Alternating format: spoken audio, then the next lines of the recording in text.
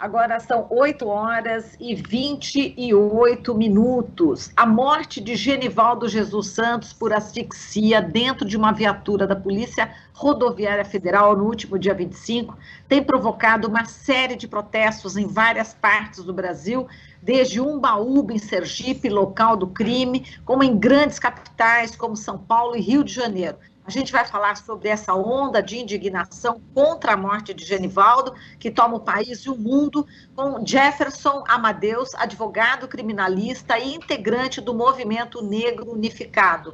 Olá, Jefferson, bom dia, seja bem-vindo. Olá, queridas e queridos, uma alegria estar aqui com vocês.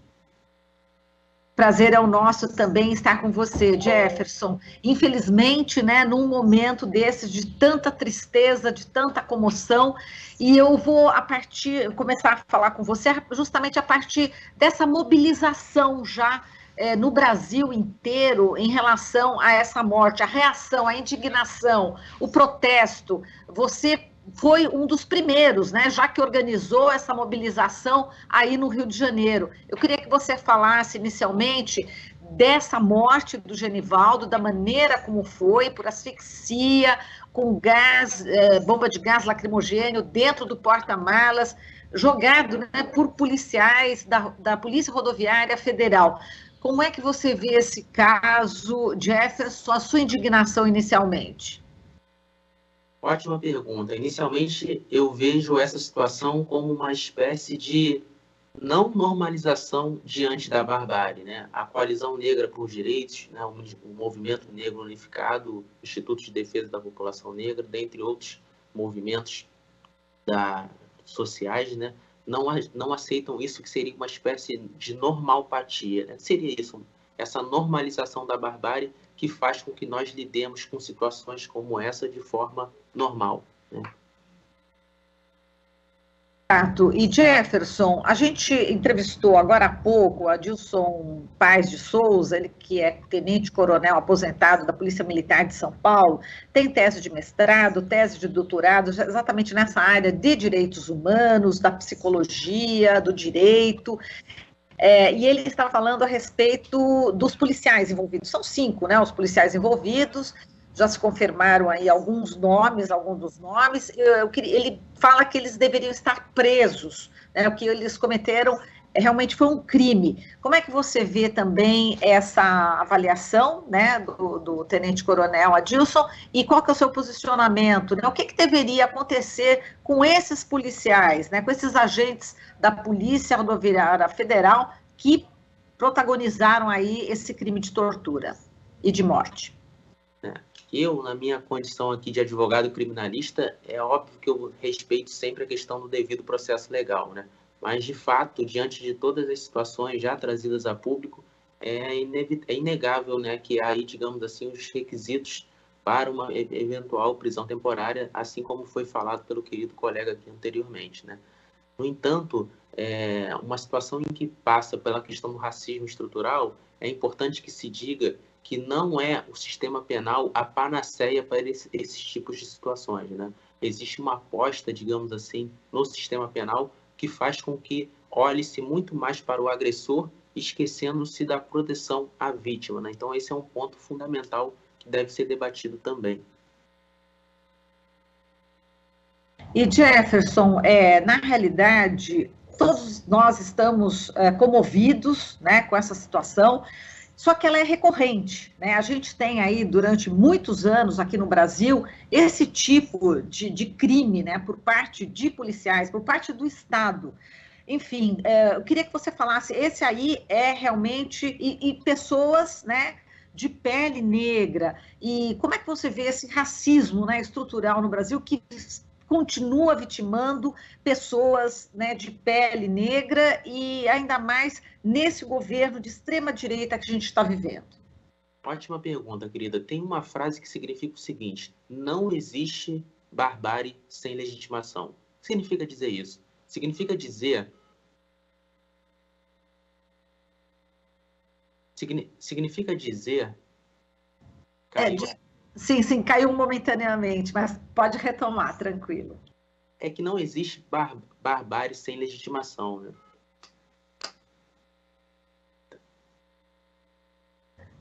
A sua imagem está indo e voltando, né? Essa frase que eu vou anotar aqui, não existe barbárie sem legitimação, né? Exatamente, querida. Ou seja, para que as pessoas façam o que elas vêm fazendo, é necessário que as instituições, bem como as demais instituições, legitimem, né? Então, quando a gente tem situações como essa, eu posso dizer, sem nenhum receio de equívoco, que instituições, a exemplo do Ministério Público, do Judiciário, de alguma medida legitimam simbolicamente essa situação. O que ocorre, por exemplo, quando os policiais adentram numa residência sem mandado, desrespeitando as ordens constitucionais e tem lá na frente, né, a sua atuação policial ilegal legitimada pelas instituições, né? Então a gente tem aqui, por exemplo, a nota da Polícia Rodoviária Federal, logo após esse fato, tratando aquilo como uma mera fatalidade, né, é uma espécie de legitimação simbólica de toda essa barbárie.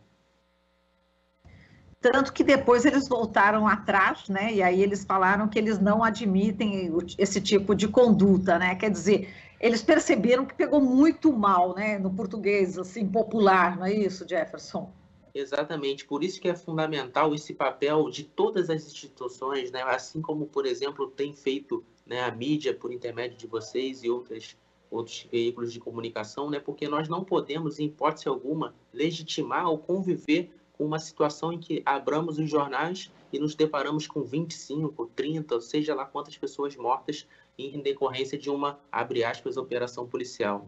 De fato, toda palavra, né, todo conceito é uma disputa de poder e é preciso dar o nome correto ao que tem ocorrido aqui, né? No caso do Rio de Janeiro, onde se derrubaram, onde tem ocorrido as operações policiais, trata-se de uma chacina, e o que ocorreu aí, né, nesse caso, é evidentemente um ato de racismo, que uma feição de nazismo também, né, que traz toda essa questão de ser colocado dentro de uma câmara, enfim, né, esse resquício da nossa sociedade.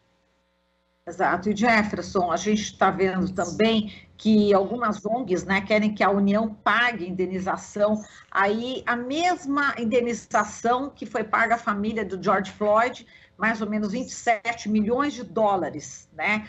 Porque parece que as indenizações em relação a crimes como esse são ínfimos, são irrisórios, e agora a gente tem aí entidades, né, querendo exatamente que esse valor seja significativo. A Educafro Brasil e o Centro Santo Dias de Direitos Humanos é que estão aí com essa petição, e é possível, na sua opinião, que essa indenização seja paga, enfim, é importante, pelo menos, esse pedido de indenização. Qual que é o valor, né, da morte, né, de um negro no Brasil, né?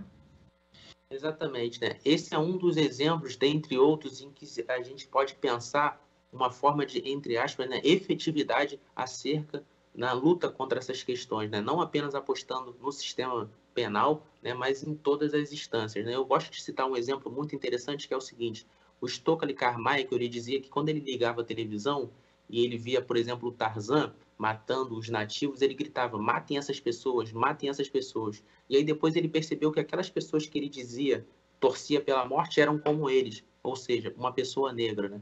Então, o papel de todas as instituições, passando pela escola, passando pela família, passando pela imprensa, tratando, combatendo essa questão do racismo estrutural, é fundamental.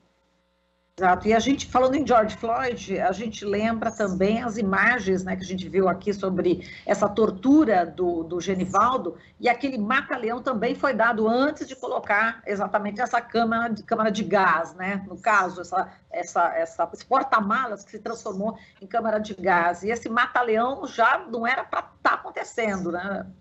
Exatamente, né, e a pergunta que fica é: até quando nós vamos conviver com isso, né? Eu que estou prestes a ter uma filha, me pergunto, né, como é que eu vou me viver numa sociedade como essa, né, com essa ausência de solidariedade e essa normalização de todas essas barbáries, né? Então, de fato, temos esperanças aqui, estamos lutando, né, e, enfim, acreditando que em algum dia, né, teremos uma democracia nesse país.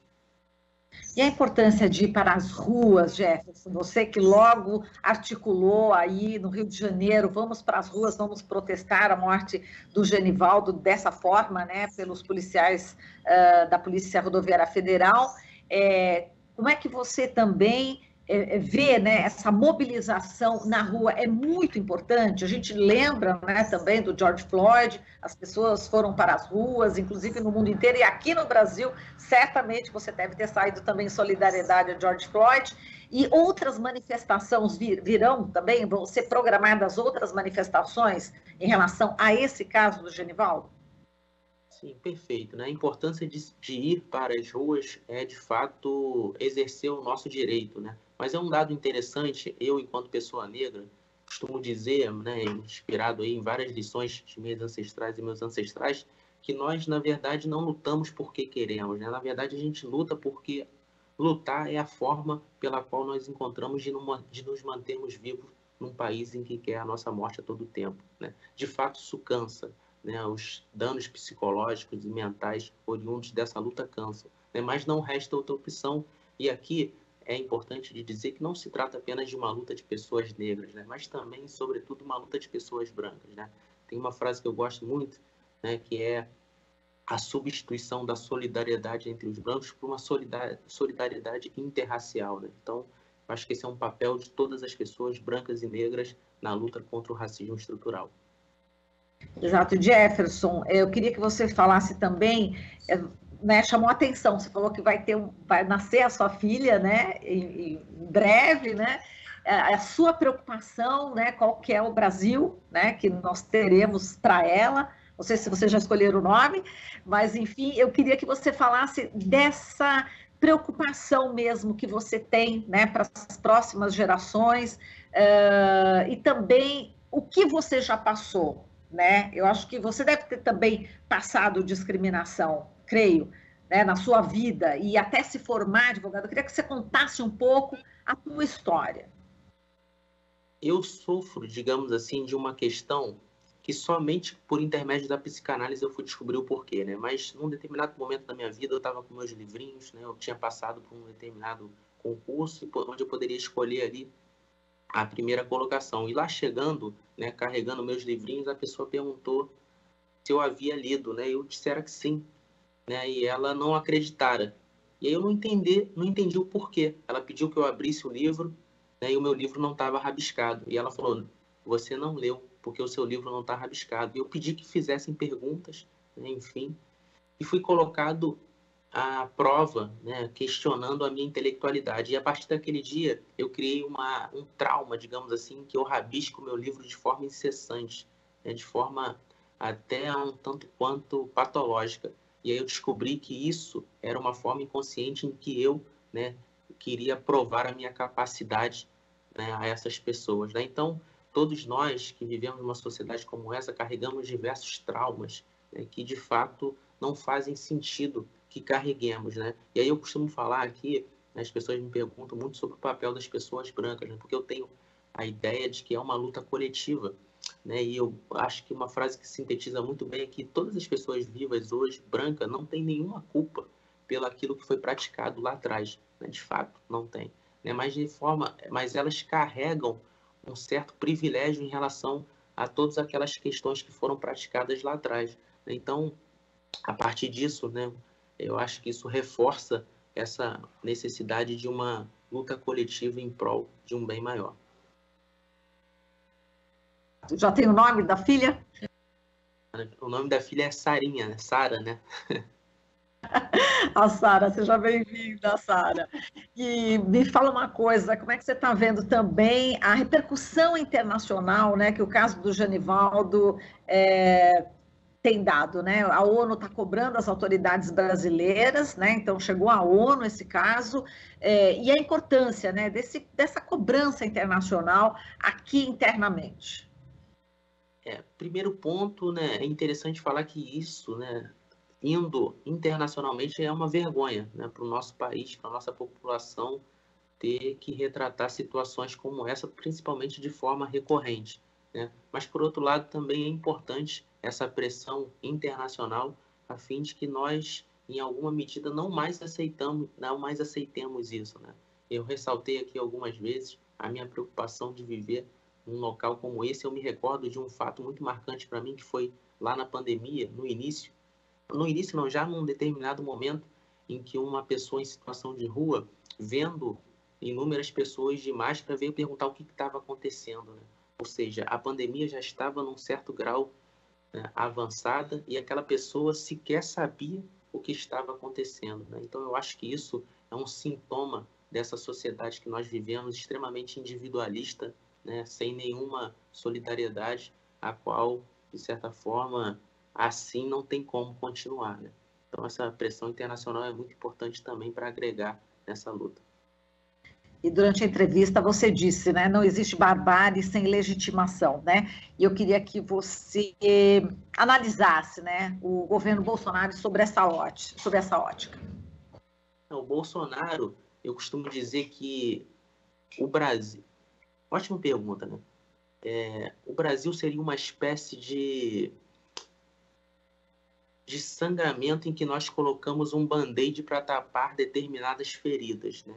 E essas feridas ficaram ali por muito tempo, apodreceram, até que em um exato momento elas foram expostas, né? Esse band-aid não mais segurou, digamos assim, né? Então, o Bolsonaro é justamente esse pus, né, vindo à tona e trazendo tudo isso que o nosso país, né, tentou de alguma maneira apagar por intermédio aqui, né, da democracia racial, né, dessa ausência de um Estado patriarcal e tudo mais, né? Então, eu acho que o Bolsonaro é justamente esse pus que foi tentado ser apagado, segurado com um band-aid, né, essa poeira colocada debaixo dos tapetes e que, por intermédio de uma ventania, veio à tona e nós tivemos que lidar com essa situação agora.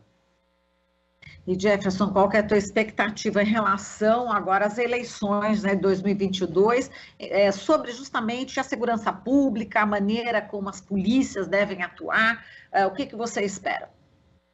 Não, nós estamos aqui diante de uma disputa entre civilização e barbárie. De fato, essa talvez seja a eleição mais importante da história do Brasil em todos os âmbitos, nacional, tanto quanto estadual, né? E a minha expectativa é, de fato, que nós possamos, de alguma maneira, pôr um basta em relação a isso, né? Um fato marcante, que eu acho que agora é, sobretudo, importante que nós tenhamos em mente, é essa importância da memória, né? De fato, o Brasil, infelizmente, ele lida muito mal com essa questão da memória. E um exemplo marcante disso foi a forma como a chacina do Jacarezinho, né, em que os coletivos, né, as mães, fizeram um memorial em homenagem, né, às vítimas e as mães, consequentemente, foi derrubado. Essa tentativa de apagar a memória, né, é algo recorrente em estados autoritários. Então, eu espero que essa eleição sirva para que nós possamos pôr um fim a pelo menos um recomeço de uma civilização nesse país. Você falando em chacina, vou terminar com essa questão também da chacina da semana passada, né, da Vila Cruzeiro, que inclusive teve a participação de agentes da Polícia Rodoviária Federal, né, juntamente com a Polícia Militar. Também é um momento, né, trágico, né, para a sociedade brasileira, mais uma chacina com agentes do Estado promovendo essas mortes, né? Muito bom você ter tocado nisso, né? Uma das principais características da democracia é a limitação de poder. Você consegue saber se vive num Estado democrático ou não, analisando como o poder é controlado nessa sociedade e como as minorias são tratadas, né? Por que eu estou te citando isso, né? A Polícia Rodoviária Federal tem as suas competências delimitadas na Constituição, né? Teve um procurador aqui da República muito bom, Benoni, se eu não me engano, em que ele foi bastante irônico ao perguntar se havia alguma estrada ou rodovia federal ali dentro, né, do Complexo da Penha para que justificasse a incursão, né, juntamente com da Polícia Rodoviária Federal, né? E ele pergunta, de forma irônica, ele diz: creio que deva haver algum beco federal, né? Então, de fato, essa atuação da Polícia Federal, da Polícia Rodoviária Federal, né, em total contrariedade aos ditames da Constituição, sinaliza um pouco dessa ausência de limites que nós vivemos no Brasil. Bom, Jefferson, a gente agradece aqui a sua participação e assim que tiver a data, né, da próxima manifestação, protesto contra a morte de Genivaldo, por favor, estamos aqui abertos à disposição para a gente divulgar e quem sabe, né, o Brasil inteiro possa participar, né, em diversos locais dessa manifestação, a próxima que vocês devem promover. Tá bem, Jefferson? Já tem data? Ainda não tem, né? Ainda não tem, querida, e eu espero que, enfim, estejamos todos juntos e juntas nessa, que não é uma luta apenas nossa, mas é uma luta de todo mundo contra o racismo estrutural. Perfeito. Obrigada, Jefferson. Um abraço para você, um bom dia e que Sara seja bem-vinda. Falamos aqui com o Jefferson Amadeus, advogado criminalista e integrante do Movimento Negro Unificado. Você está ouvindo Jornal Brasil Atual. As notícias que os outros não dão.